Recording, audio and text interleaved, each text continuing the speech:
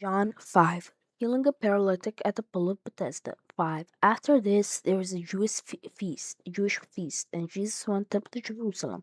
Now there is in Jerusalem by the sheep gate a pool called Bethesda in Aramaic, which has 5 covered walkways. A great number of sick, blind, lame, and paralyzed people were lying in these walkways. Now a man was there who had been disabled for 38 years. When Jesus saw him lying there, and when he realized that a man had been disabled a long time already, he said to him, "Do you want to become well?" The sick man answered him, "Sir, I have no one to put me into the pool when the water is stirred up. While I am trying to get into the water, someone else goes down there before me." Jesus said to him, "Stand up, pick up your mat, and walk." Immediately the man was healed, and he picked up his mat and started walking. Now that day was a Sabbath.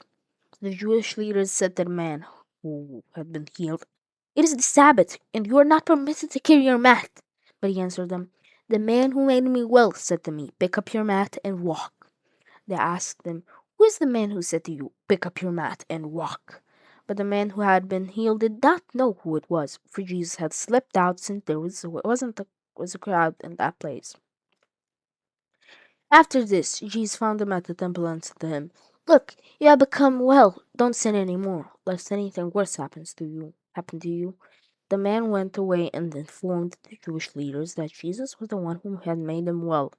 Responding to Jewish leaders, now, because Jesus was doing these things on the Sabbath, the Jewish leaders began persecuting him.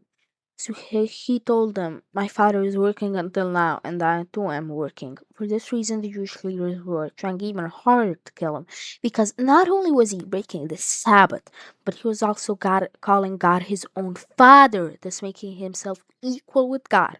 But Jesus answered them, "I tell you the solemn truth. The Son can do nothing on his own initiative, but only what he sees the Father doing. For whatever the Father does, the Son does likewise. For the Father loves the Son and shows him everything he does, and will show him greater deeds than these, so that you will be amazed. For just as the Father raises the dead and gives them life, so also the Son gives life to whomever he wishes.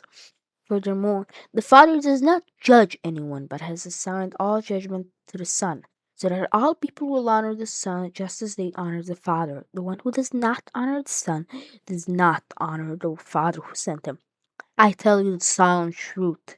The one who hears my message and believes the one who sent me has eternal life and will not be condemned, but has crossed over from death to life. I tell you the solemn truth.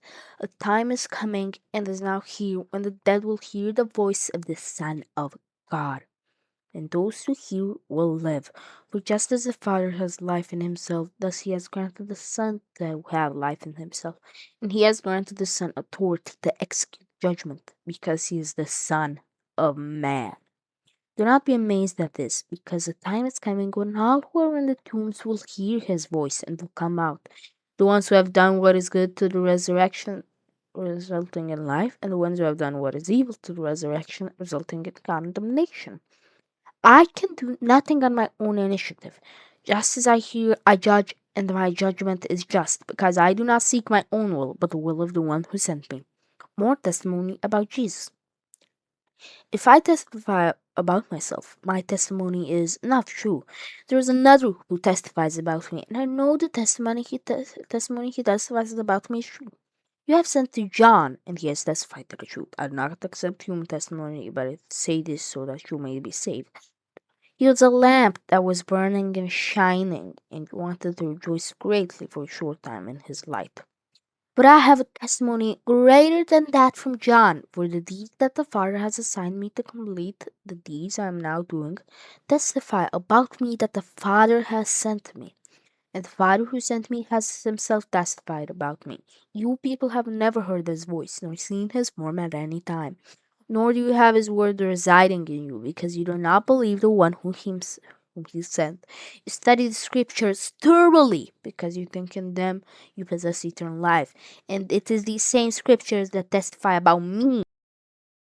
But you are not willing to come to me so that you may have life.